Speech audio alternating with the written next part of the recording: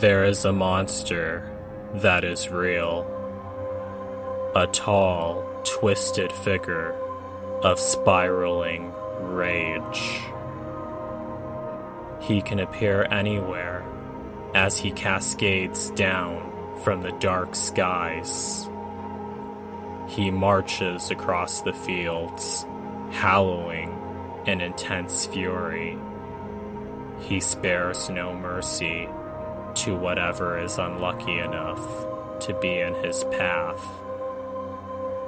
After his destructive trek is over, he then disappears amidst the air, but doomed to return again.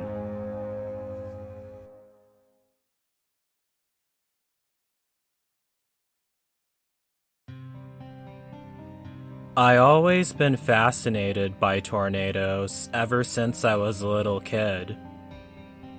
There's just something so captivating, yet terrifying about them. I always thought that they seemed like something that shouldn't exist, like a scary creature from a dark myth that's just too real. For those of you who are new to my videos, I actually grew up in the state of Wisconsin. I remember seeing many tornado watches on TV during the summer. However, nothing ever seemed to come out of them.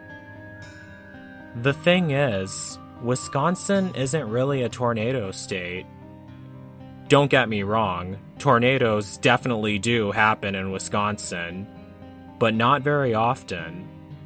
And when they do, they usually never turn out to be very destructive.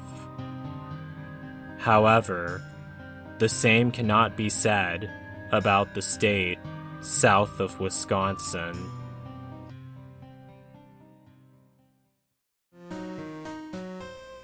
Since the beginning of American history, the crescent of southern Illinois had always been known as Egypt, due to the immense rivers that border the area. According to the Bible, the real Egypt never seemed to be portrayed in a positive light. It was remembered as a region of darkness and oppression, very much like the Egypt of southern Illinois at the time of the early 1920s. At that time, the area was occupied by numerous Ku Klux Klan members, and other sources even claim that gang violence was rapid throughout the region, along with corruption of government officials. To this very day, many people believed that what occurred in southern Illinois on that fateful day in March 1925 was a judgment from God of the sins of Egypt. Unlike Wisconsin, Illinois is located near the heart of Tornado Alley. It turns out that this was actually the area where the deadliest tornado in American history occurred, the Tri-State Tornado. To this very day, it holds the record for the longest traveling tornado in world history. When I first heard about the Tri-State Tornado, I became extremely fascinated by it due to my autism. I wanted to see exactly where this tornado happened at, and exactly how far the tornado actually traveled. In summer of 2019, I was finally given that opportunity. After a long road trip with a friend I met online, I ended up back in my hometown in Wisconsin. But the adventure did not end there. The next location that I was going to visit was the path of the Tri-State Tornado across southern Illinois.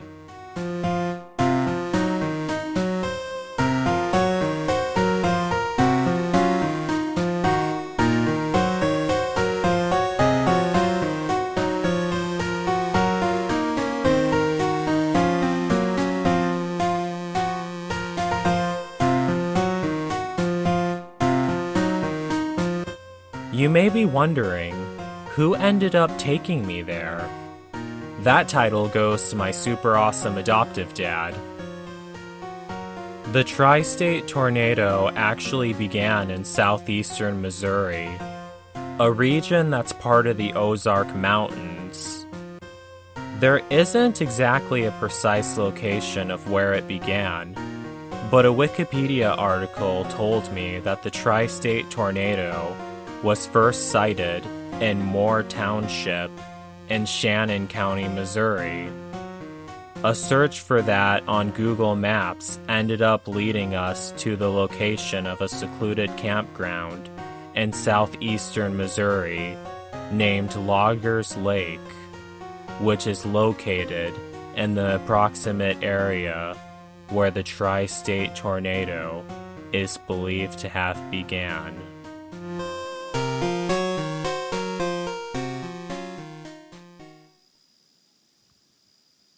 What's up, people?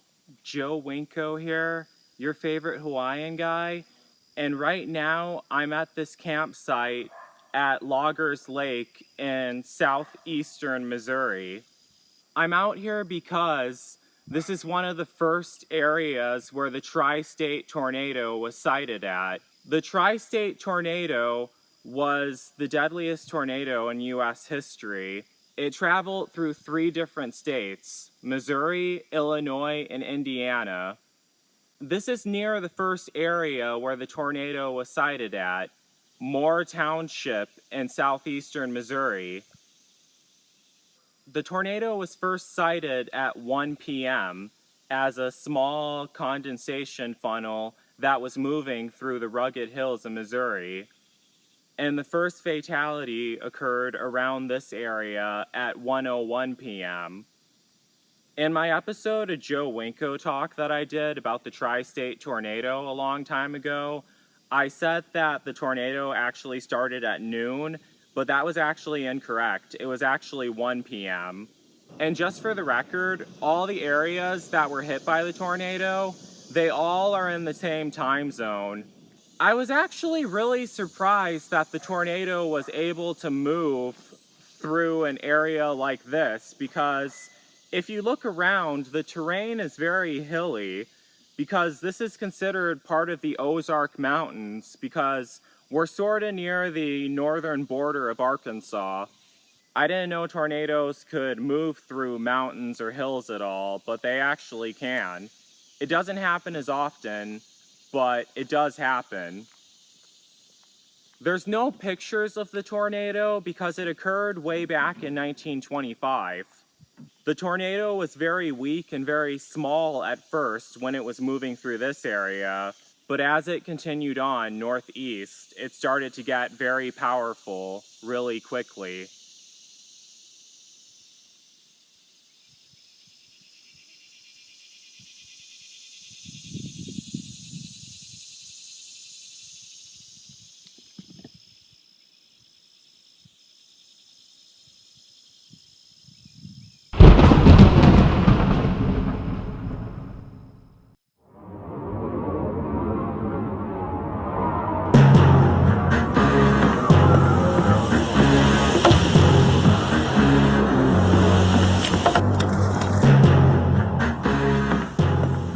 The tri-state tornado had begun its deadly journey.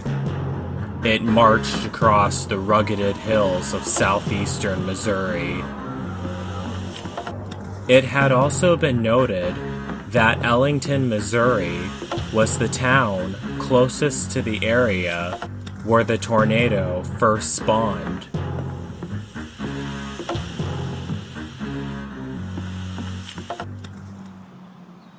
I'm currently in the town of Ellington, Missouri. This is a small town that's located in the southeastern part of Missouri, in the Ozark Mountains. It's located off of Missouri State Route 21. Every source that I read online told me that the tri-state tornado passed by the town of Ellington, Missouri. This is the area where the tri-state tornado strengthened. However, This town got lucky.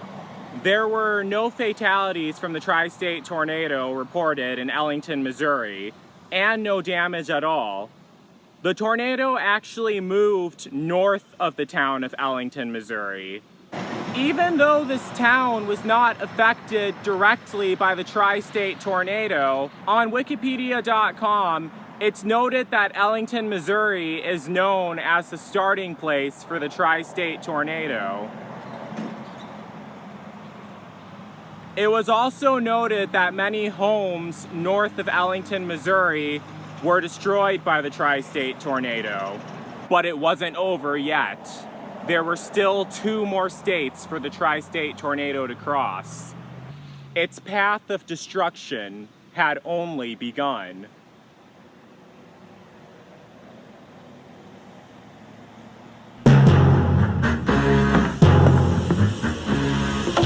Many homes north of Ellington were destroyed by the tri-state tornado.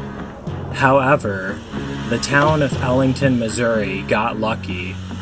The tornado caused no damage or fatalities within the town's official area, since it only moved north of Ellington. Unfortunately, the same could not be said for the towns ahead. The tornado entered Iron County, Missouri, where it ended up striking the small mountain town of Annapolis, Missouri.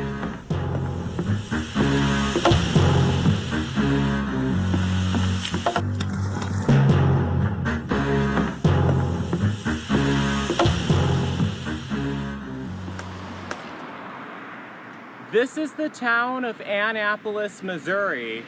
It's another town located in the Ozark Mountains.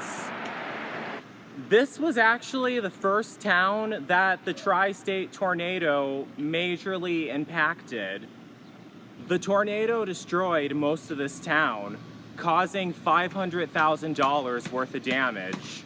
2 fatalities also happened here due to the tri-state tornado. Dozens were also injured by the tornado as well. The tri-state tornado had already picked up strength, but it still wasn't over yet.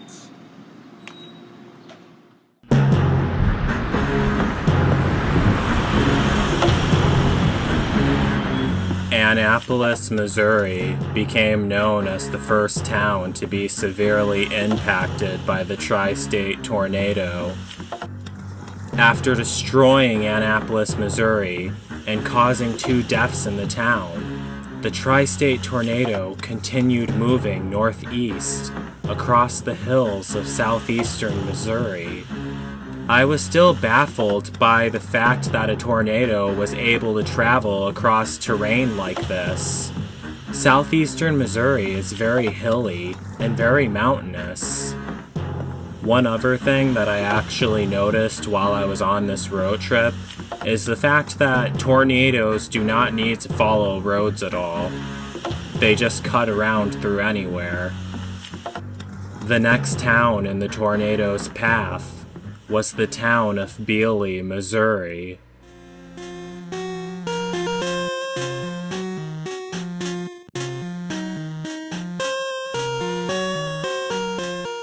Biehle, Missouri was actually a pretty interesting town. It has an extremely low population of 25 residents, and I was even able to read some facts about the town's history as well. These facts fascinated me because of my autism mind. The town of Biehle was named after a Catholic family who immigrated here from Germany. It also became unincorporated in year 2003. The town of Biehle, Missouri was the next town to be directly impacted by the tri-state tornado. There were 4 fatalities in the town of Biehle due to the tri-state tornado. Many sources claim that the entire town of Biehle was destroyed by the tri-state tornado. The tornado also tore a roof off of a church in Biehle, Missouri.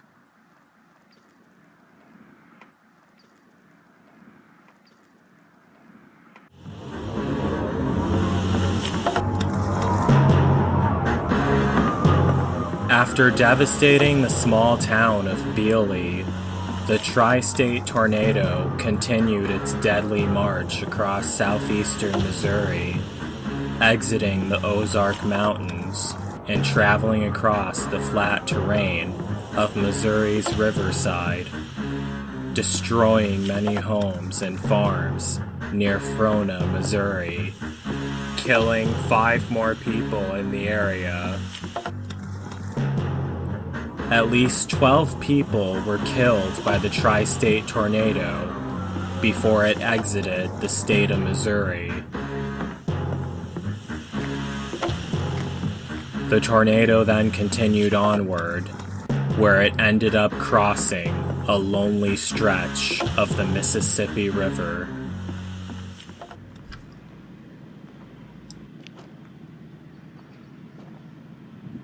As the tornado exited the state of Missouri, it started going over flat land, which allowed it to gain even more strength.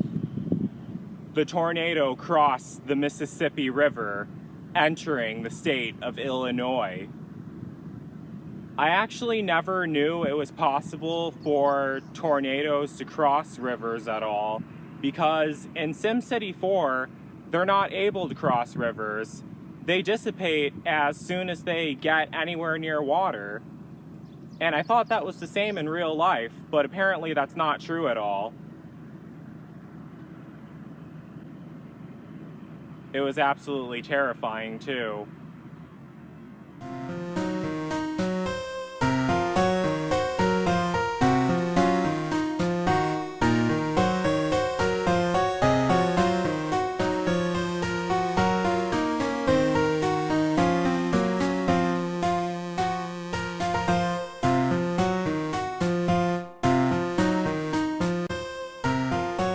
The towns of southern Illinois were different from the way I first imagined them. I thought that they were going to be small, remote, isolated villages that were cut off from each other. Perhaps that's how it was back in 1925, but certainly not nowadays. The towns are very small, but actually seem to be very close to each other, almost as if they're all connected. Like a rural, semi-suburban metropolitan area. At least that's my best way of describing them. The next town in the tornado's path was Gorham, Illinois, a beautiful town located in the floodplain of the Mississippi River. This is the post office for the town of Gorham, Illinois. Gorham, Illinois was the first town in Illinois to get a direct hit from the tri-state tornado. It arrived here around 2:30 p.m. and destroyed the entire town and caused 34 casualties. Sources claim that almost every building in Gorham, Illinois was destroyed by the tornado, and more than half of the residents were either injured or perished from the tri-state tornado when it arrived. Right behind me are the train tracks that run through Gorham, Illinois. When the tri-state tornado went through Gorham, Illinois, it apparently tore the train tracks out of the ground. I also read online that it took the area a really long time to recover from that. Since the train tracks were torn out of the ground, it was really difficult to transport supplies in and out of the city since they weren't in there anymore. However, the train tracks have been rebuilt since then. Well, duh, of course they would have been rebuilt since then. It was a storm that happened in 1925 and it's 2019 right now. I hope they would have been. This may seem a bit strange, but I actually like Gorham, Illinois. It's my favorite town that was hit by the tri-state tornado. It's really sad that it happened here. Well, it's sad that it happened to any of the towns, really. If it wasn't for me not liking the cold at all, I would actually like to live in Gorham, Illinois, because it's very quiet and doesn't have that many people. I don't like being around that many people. You can blame my autism mind for that. I actually read online that this town has like 230 people living in it, and that's hardly much at all. But that's a lot more people than the Sims I have living in my Sims 3 neighborhood, so I will give it that. It's still an awesome town nonetheless. Glad to have visited here. Gorham, Illinois is located in the floodplain of the Mississippi River. I actually wasn't expecting to see the Mississippi River from Gorham, Illinois, but apparently you can. No offense to the town of Gorham, Illinois, but I honestly would not want to live by a river at all. Really just due to the flooding. It's too dangerous. Especially the Mississippi River. Kind of gives me the chills just thinking about that. But that's due to my autism mind. I always get worried about stuff like that. But can you really blame me? But Gorham, Illinois is still my favorite town that was hit by the tri-state tornado. At first, I actually thought that I heard the name Gorham, Illinois before, the town name Gorham, because I thought that was the town that Batman was from. But that's actually Gotham, not Gorham. But close enough, just need to throw in a T and then it spells Gotham. Actually, no, you need to get rid of an R and then throw in the T and then you can spell Gotham. I'll have it typed on the screen so you guys know how both of the towns are spelled. Just remember, Batman is from Gotham, not Gorham. Just making sure you all know. Gorham, Illinois is definitely a beautiful town. Tragically, it was not spared from the wrath of the tri-state tornado.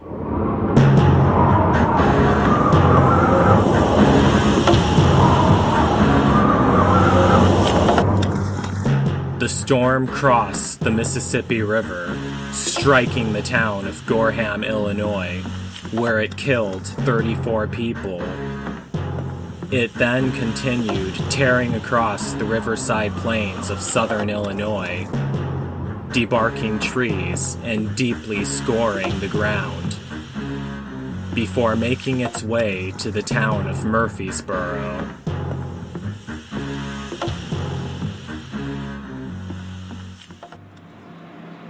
So this is the town of Murphysboro, Illinois. This is actually one of the larger towns that were hit by the tri-state tornado. Today it has a population of 7,000 roughly.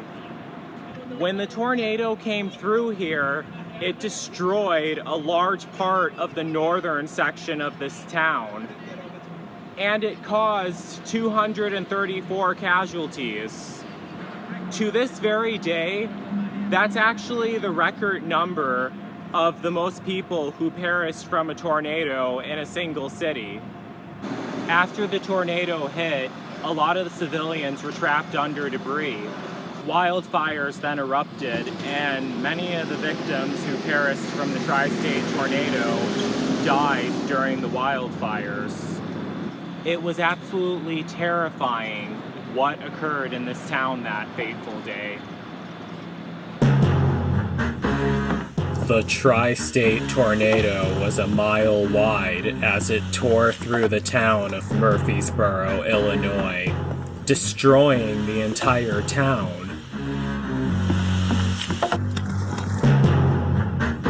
Next in the tornado's path was the small town of DeSoto, Illinois.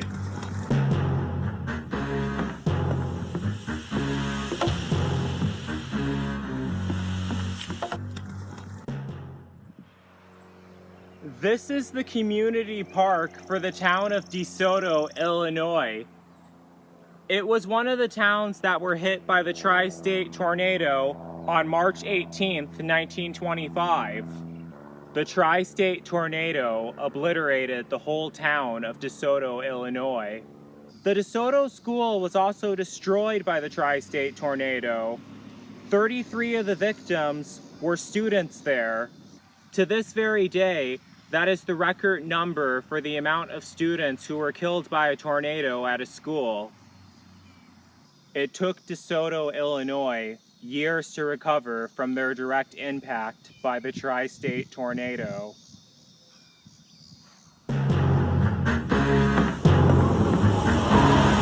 "61 people were killed by the tri-state tornado in DeSoto, Illinois. After destroying the town of DeSoto, the tornado ended up striking the small town of Bush. 17 people were killed by the tornado in Bush, Illinois. The tornado then continued its deadly march across southern Illinois, destroying many rural homes and killing 25 people as it was approaching the large mining town of West Frankfort, Illinois.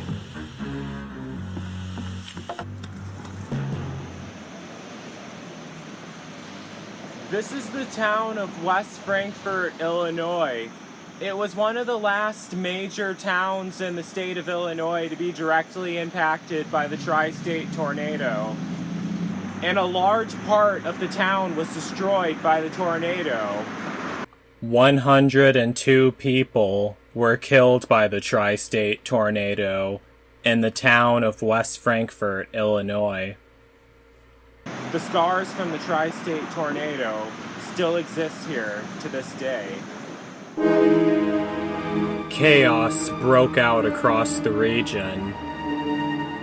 In less than 30 minutes after the tornado entered the state of Illinois, at least 400 people were killed instantly by the storm.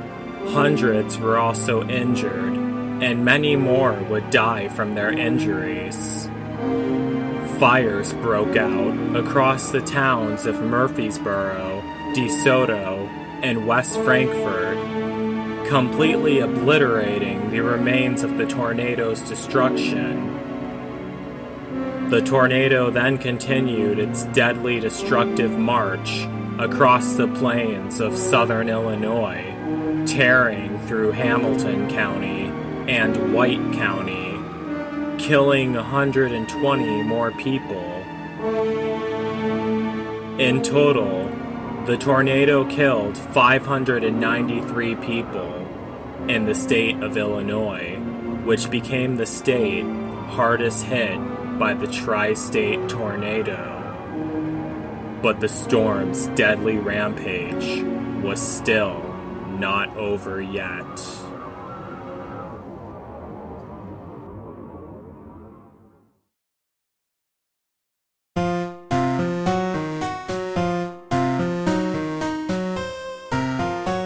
At around 4 p.m.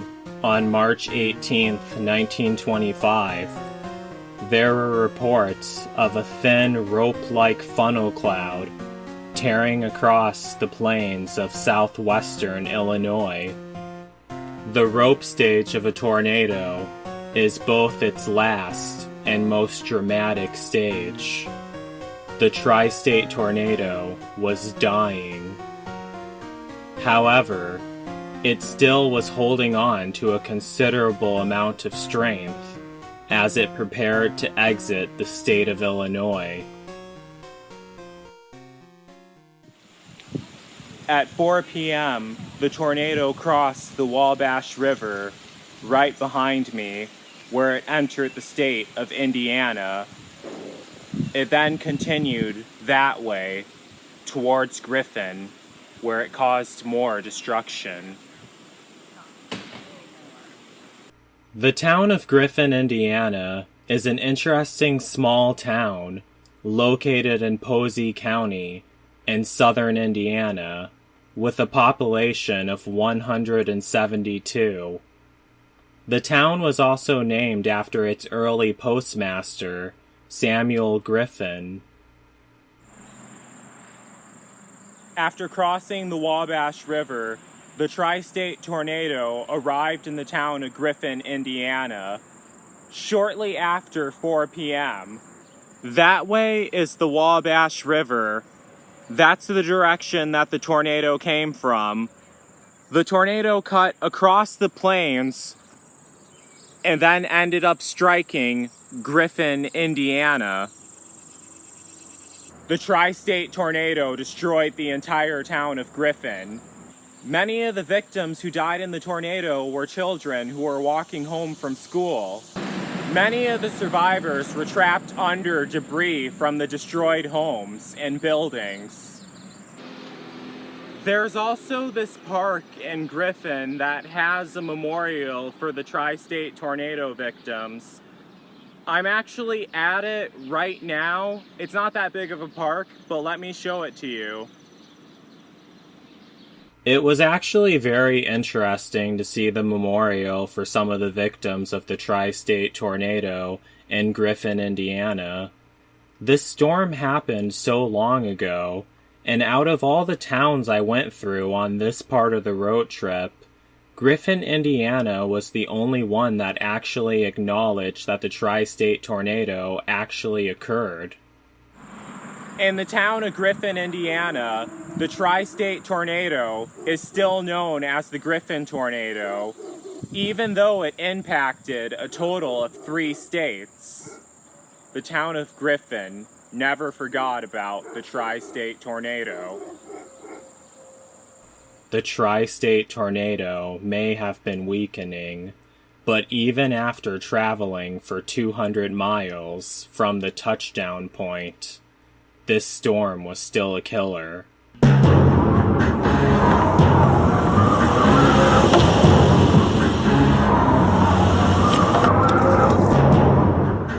At 4 p.m., the tri-state tornado struck the town of Griffin, Indiana. 44 people in Griffin, Indiana were killed by the tri-state tornado. Many more were injured. The tornado then continued carving across the fields of southern Indiana, where it eventually reached the town of Owensville, Indiana.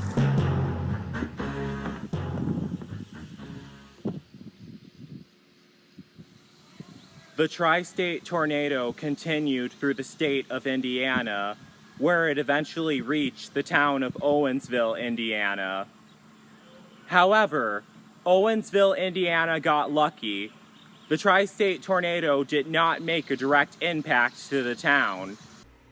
Even though the town of Owensville avoided a direct hit from the tri-state tornado, the northern section of the town was still struck by the tornado, and 9 more people were killed. The tri-state tornado was now traveling at a record speed of 73 miles per hour. If the tornado had continued its 60-degree northeastern direction, it would have not hit any more towns after Owensville. But under a final, cruel twist of fate, the tornado slanted its path northward, where it would end up striking the large factory town of Princeton, Indiana.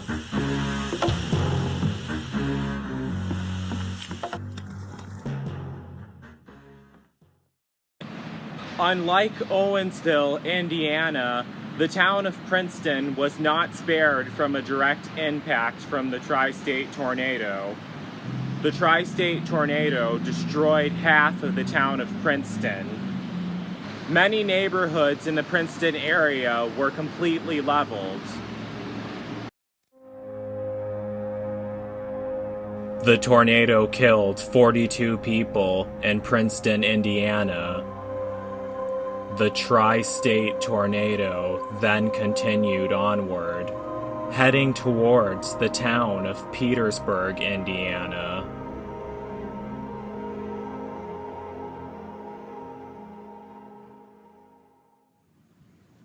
The tri-state tornado was about to make a direct impact to the town of Petersburg, Indiana, but this town got lucky. The tri-state tornado ended up dissipating in a vacant field 2.5 miles outside of the town's limits. This is the field that the tornado finally dissipated in. Before dissipating, the tornado killed 95 people in the state of Indiana. And in total, 700 people were killed by the tri-state tornado. Thousands were injured, and the tornado left behind a 220-mile-long path of pure destruction.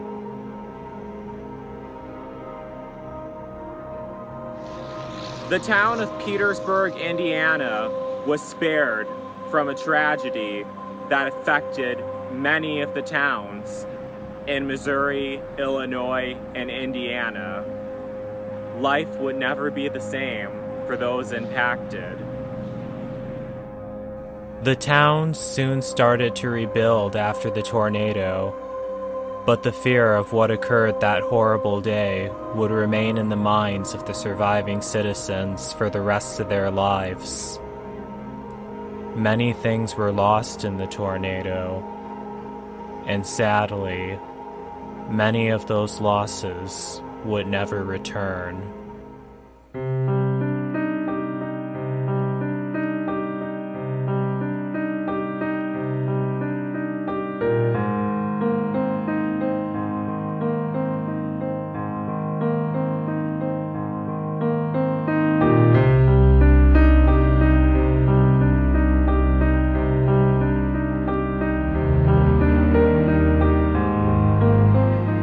The tri-state tornado was actually the deadliest tornado in U.S. history. Despite the criminals who resided in southern Illinois at the time, there were many honest people who did not deserve such a horrible fate. People like Henry Cooper Stout, a United States Marshal who lived in Murphysboro, Illinois. He was described as a fearless, patriotic man who respected the law. He was gravely wounded by the tornado on March 18, 1925, and died of his injuries 4 days later. He is remembered as the kindest man in Egypt.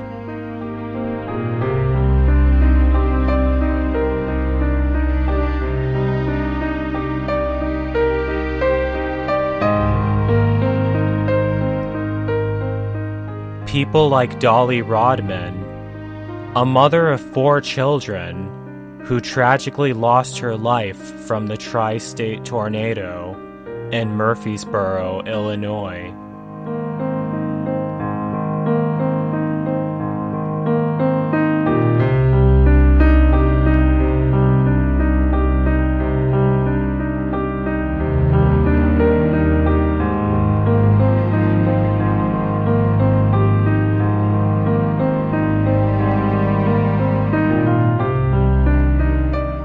People like 15-year-old Verna Ford, a young girl who was killed by the tornado while she was at school in DeSoto, Illinois, who will forever be 15 years old.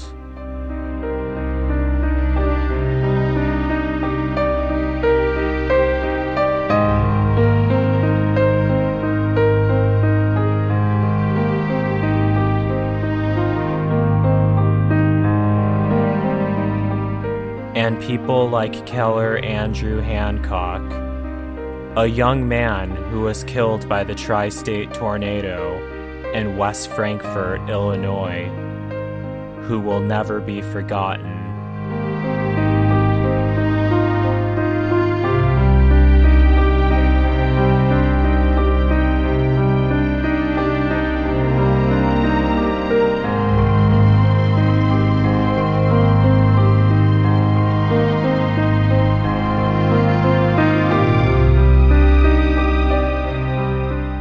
This was more than just a storm. This was more than just a disaster. It was a tragedy that ruined people's lives and ended people's lives. May all the victims of the tri-state tornado rest in peace, and may they all fly away to a place where no horrible storm shall ever harm them again.